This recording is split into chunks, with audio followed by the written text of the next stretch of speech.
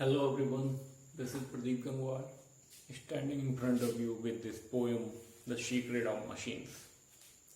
Rudyard Kipling is a very famous writer. Basically, he was born in Bombay and before the independence, he wrote some very famous work he done like Jungle Book, and he got recognition from all over the world. He got Nobel Prize in 1907. He was an English writer. So basically हम इस poem में क्या बात करने वाले हैं वो मैं आपको थोड़ा सा बता देता हूँ. इनिशियली जो पोएम है वो एक ऐसी पोएम है जो मशीन्स के बारे में बात करती है और मशीन का क्या सीक्रेट है वो पूरी थ्रू आउट द पोएम नहीं पता लगता है. But poem in this poem it deals with problem of modern technology and modernization और ऑटोमेशन. बेसिकली ऑटोमेशन मीन्स जो ऑटोमेटिकली चलने वाली मशीन्स होती हैं. मशीन्स क्या है? मशीन किसी के साथ ना प्यार करती है ना ही दया करती है. No love, no pity, no emotion. Emotionless होती है मशीन. और वही बताया गया है that in the very first standard they informed about how they were produced and later on they discussed that how can serve, how they can serve the humanity, and apart from the serving, how they can be dangerous or harmful. We can say how we should take some precautions. हमें अपने आप को बचाव के लिए किस प्रकार से सुरक्षित रखने के लिए क्या क्या मेजरमेंट्स लेने चाहिए. एट लास्ट जो कंक्लूजन है वो ये कहता है कि although capable of great deeds, machine जहाज है मान लीजिए सपोज, बहुत बड़ा होता है, हजारों लोगों को ले जा सकता है, बहुत वजन लेके जा सकता है, बट डुबा भी सकता है. And without knowing these facts कि मशीन से हमें क्या क्या नुकसान होता है, मशीन से कैसे केयरफुली हमें डील करना है, उसके बिना जाने हम क्या हो सकते हैं, हम इग्नोरेंट कहेंगे एक दूसरे को अपने आप. क्योंकि machines are just like the children. Machine बच्चों की तरह है जिन्हें ह्यूमन बींग्स ने बनाया और वो उनको ही सर्व करती है. 24 आवर्स सर्व करती हैं. 20 and 4 आवर्स लगातार काम करती हैं दिन में. रात में उनका क्या फ्यूल है? कोल, वाटर और डीजल, पेट्रोल, ये सब फॉसिल फ्यूल्स वगैरह उनके फ्यूल्स हो गए. Here in this creation, apart from this, human mind जो है उसकी क्रिएशन है ये. एंड विदाउट दैट जो मशीन है वो ह्यूमन माइंड की क्रिएशन के बिना कुछ भी नहीं. वो ह्यूमन माइंड ही है जिसने इसको क्रिएट किया है. तो वो उसको ह्यूमन को एज ए पेरेंट्स मशीन बता रही है यहाँ पे, और उसे अपने आप को उसके चिल्ड्रंस की तरह डील करवा रही है. Basically in the very first stanza I'm going to read it. We were taken from the overweight and the mine. We were melted in the furnace and the pit. We were cast and bought, hammered to design. We were cut and filed and tooled and gauged to fit.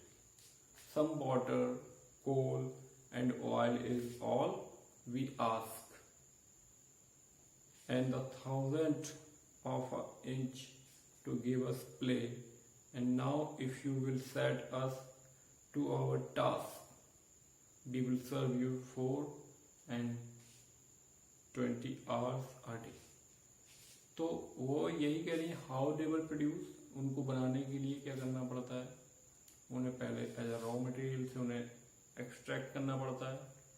और ये mines में जाके उनको निकाल के उनका जो और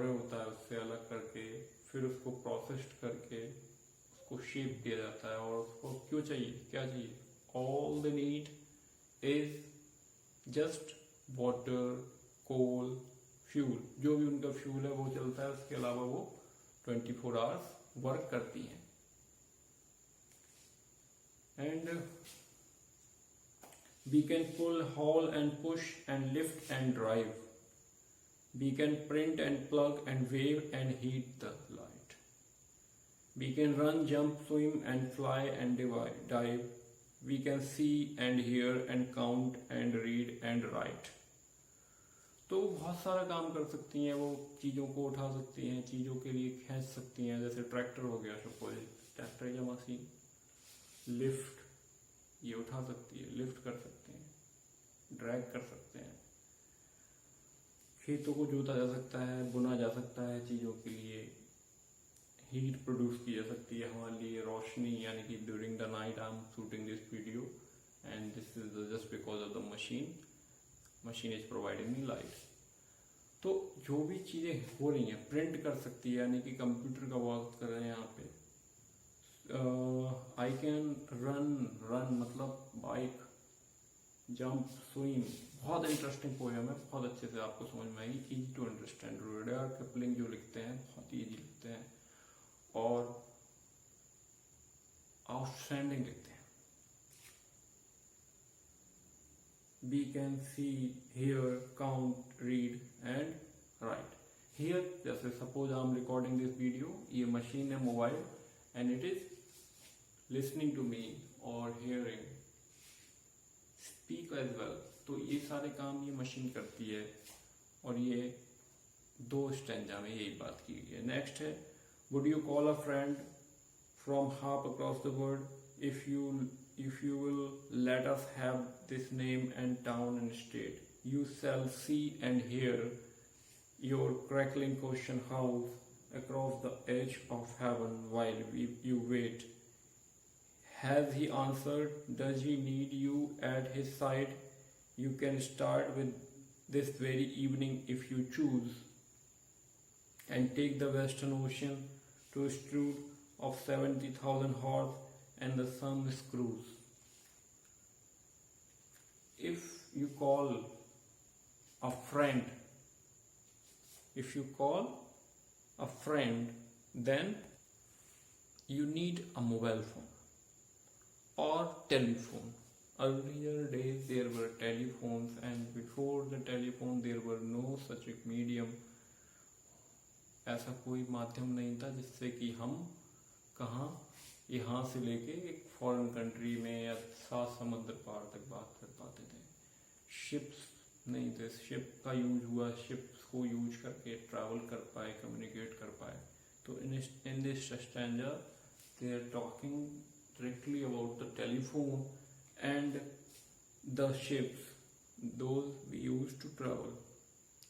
So would you call a friend from half across the world? यानी कि बहुत दूर फ्रेंड को अगर आपको कॉल करना है, if you let us have his name and town and state, उसका नाम, इसका नेम, स्टेट आपको अगर हमें बताएंगे। You shall see and hear your crackling question house, आपसे पहुंच सकते, उस तक पहुंच हो सकती है आपकी। Across the arch of heaven, it means जो यहाँ पे एक मेटाफर का यूज किया गया है, and this shows that people can communicate. मतलब इवन हेवन से भी बात कर सकते हैं, जैसे कोई डिस्टेंस डजंट मैटर, ये बता रहा हूँ। Across the arch of heaven while you wait, has he answered, call करा तो has he answered. does he needs you at his side, क्या उसे आपकी जरूरत है? Can you start this very evening if you choose and take on the Western Ocean to Strood? आप वहां जा सकते, कम्युनिकेट कर सकते हैं, and you can easily reach there through the ships of 70,000 horse and some screws. नहीं, 70,000 horse की power है। In this third stanza, after that in the fourth stanza, the boat express is waiting, you command। Boat express की बात हो रही है, एक ship आपका कमांड को सुनता है। मशीन जो है वो एक आपकी कमांड का वेट करती है। आपने कमांड किया, डायरेक्टली वो काम करना शुरू कर देगी। यू कैन फाइंड इट, आप इसको पा सकते हो किसी समुद्र में। Eight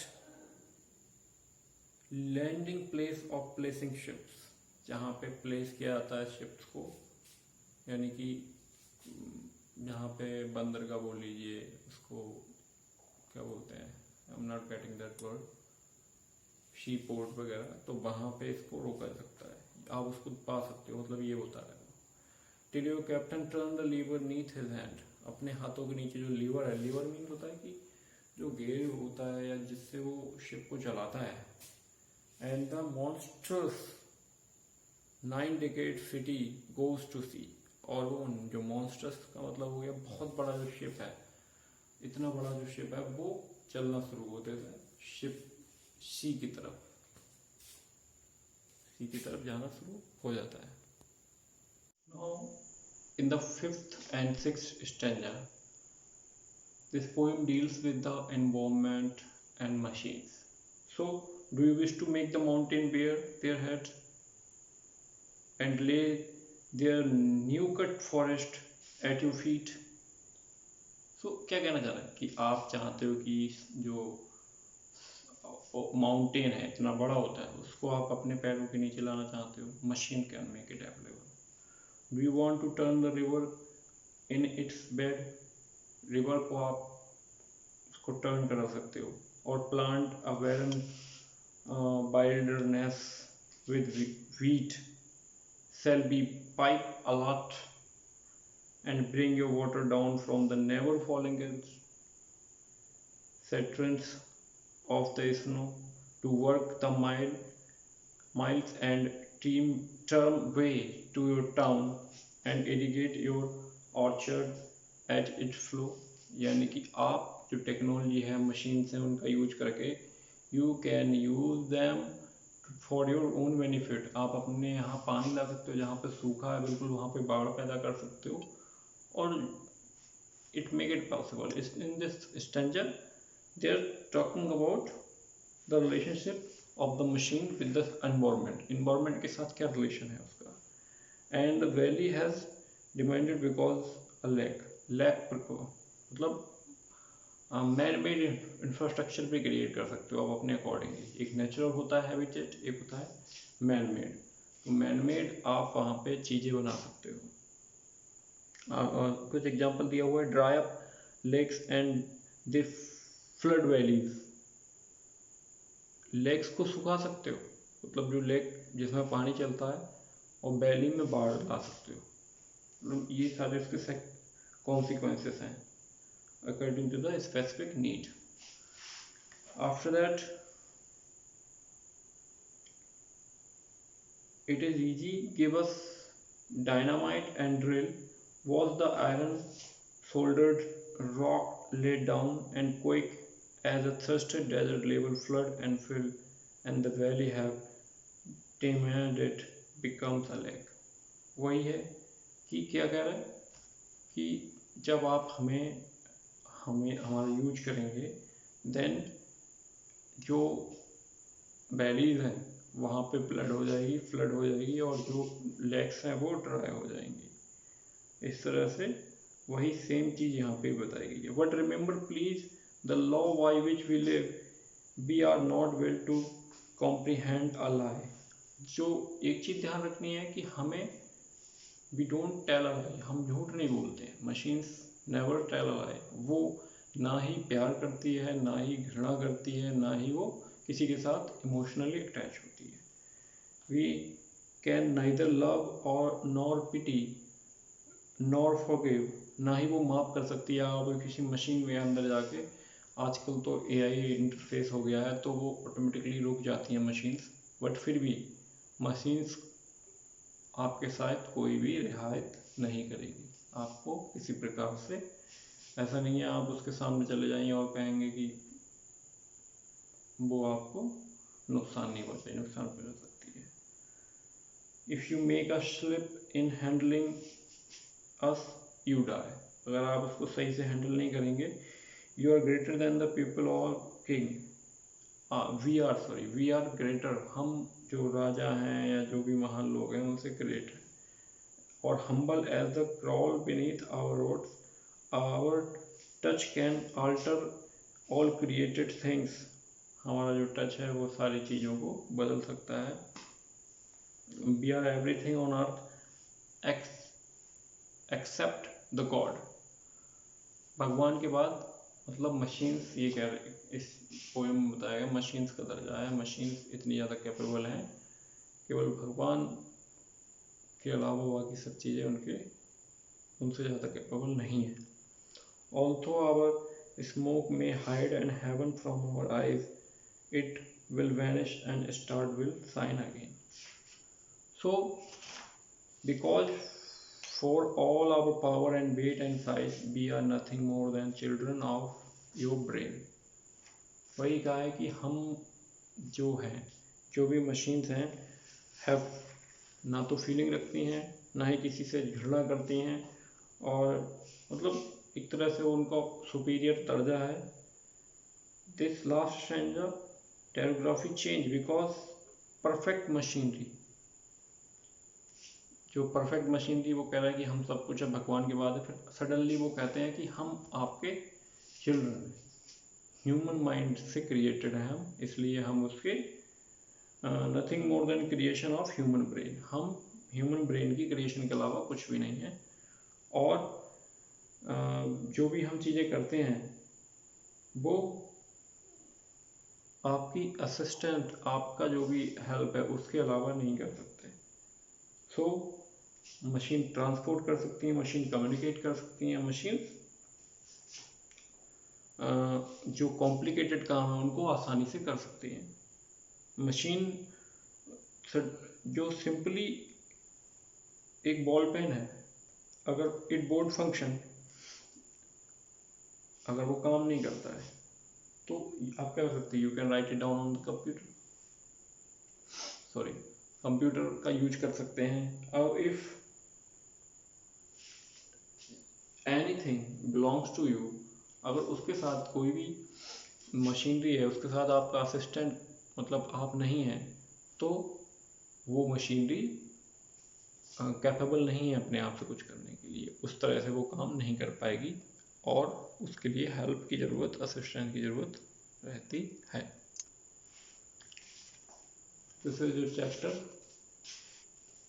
I hope in this chapter you would love to read it, आप इसको रिसाइट करना बिल्कुल पसंद करेंगे, और जो भी चीज़ें मैंने बताई हैं वो आप इजीली समझ पाएंगे। Later on we will discuss the poem appreciation, the question answers, and all the exercises related to this poem.